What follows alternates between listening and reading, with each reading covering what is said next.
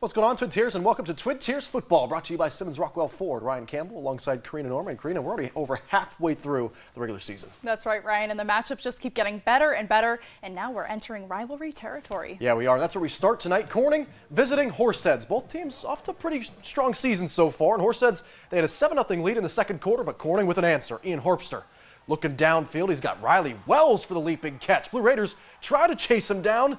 Not quite. The kick was blocked, though, and Horseheads, they're still up by 1 point, and they did not look back after that. Dom Cardinale and Lucas Mosier said, okay, right back at you.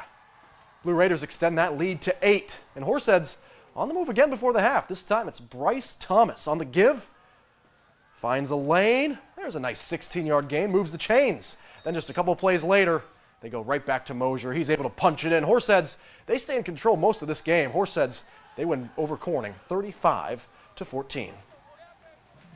Well, it was senior night in Elmira. Express trying to bounce back from last week as they hosted Union Endicott. Elmira with momentum from the opening kickoff tonight. Julian Colon gets some great blocking, and he's got wheels. Turns it to the outside and finally pushed out at midfield.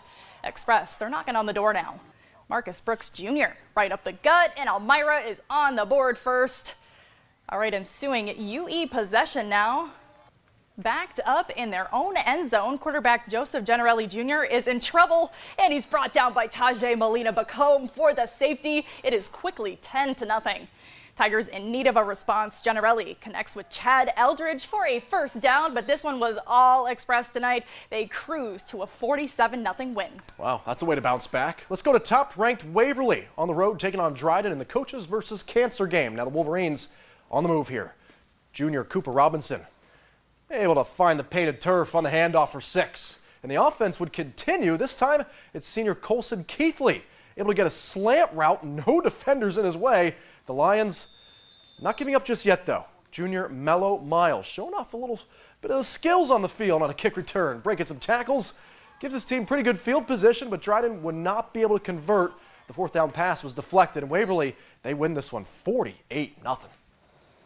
And to Section 5 now, Haverling hosting the Leroy Cal-Mum rivals. Starting this one off with 6 minutes to go in the first quarter. Brady McClurg hands it off in the back. Jack Edgeling stumbling into the painted turf, and the rivals are up 7-0. Second quarter now. This is an impressive play from Leroy. Edgeling handed the ball again, goes outside, dodged him, broke that tackle. Oh, spin move, breaks another tackle, finally brought down at the 40-yard line. Leroy goes on to score on that drive.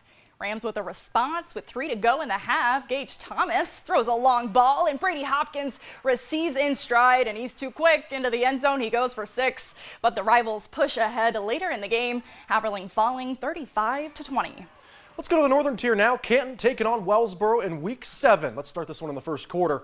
Here come the Warriors. Ben Fitch runs to the outside, faces a little bit of pressure, but lifts the ball up and over, and look who's standing still right in the back of the end zone. It's Holden Ward. I'll take that.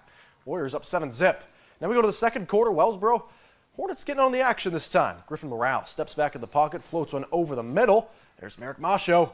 He's in the end zone. Hornets tie this one up at 7. But take a look at this play. On the ensuing Canton drive, Fitch fakes the handoff, throws a bomb, and that's a beautiful ball. Right into the arms of Aiden Holcomb in stride over the shoulder.